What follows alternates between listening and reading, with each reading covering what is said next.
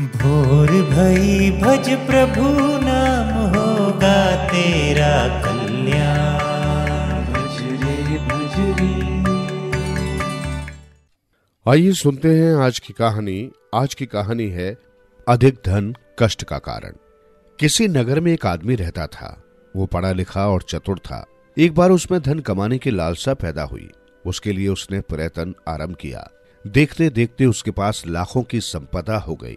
पर उसके पास ज्यों-ज्यों पैसा आता गया, उसका लोभ बढ़ता गया, साथ ही धन का ढेर भी ऊंचा होता गया। वो बड़ा खुश था। पहले तो उसके पास एक फूटी कौड़ी भी नहीं थी और अब उसकी तिजोरियां भरी थी और एक से एक बढ़िया उसके मकान खड़े थे। उसे सब प्रकार की सुविधाएं थी। धन के बल पर वो जो चाहे प्राप्त कर सकता था। लेकिन एक चीज थी जिसका उसके जीवन में बड़ा अभाव था। उसके कोई लड़का नहीं था। धीरे धीरे उसकी किशोरावस्था बीतने लगी, पर धन संपत्ति के प्रति उसकी मूर्छा में कोई अंतर नहीं पड़ा। अचानक एक दिन रात को बिस्तर पर पड़े पड़े उसने देखा कि सामने कोई अस्पष्ट सी आकृति खड़ी है। उसने घबराकर पूछा, कौन? उत्तर मिला, मृत्यु। इतना कहकर वो आकृति अंतर्धान हो गई। आदमी बेहाल हो गया। मारे बेचैनी के उसे नींद नहीं आई। इतना ही नहीं, उस दिन से जब भी वो एकांत में होता, मौत उसके सामने आ जाती। उसका सारा सुख मिट्टी हो गया। मन चिंताओं से भर गया। वो हर घड़ी भयभीत रहने लगा। कुछ ही दिनों में उसके चेहरे का रंग बदल गया। वो वैद्य डॉक्टर के पास गया, लेकिन उससे कोई लाभ नहीं हुआ। ज्यों-ज्यों दवा की, रोग घटने के बजाय बढ़ता ही गया।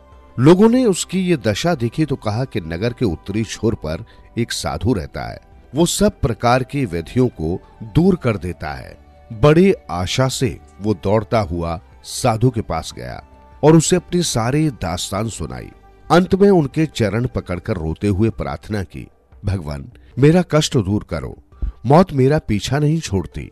साधु ने उसकी सारी बात ध्यान से सुनी और कहा, भले आदमी, मोह और मृत्यु परम मित्र हैं।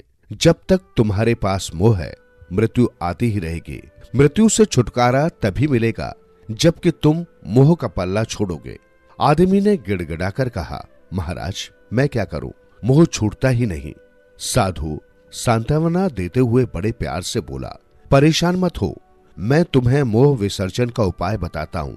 कल से ही तुम एक काम करो, एक हाथ से लो, दूसरे से दो, मुट्ठी मत बांधो, हाथ को खुला रखो, तुम्हारा रोग तत्काल दूर हो जाएगा।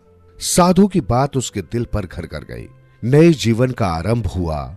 कुछ ही दिन में उसने देखा कि उसका न केवल रोग ही दूर हुआ, बल्कि उसको उस आनंद की उपलब्धि भी हुई जो उसे पहले कभी नहीं मिला था। जीवन सुधरेगा, प्राणी होगा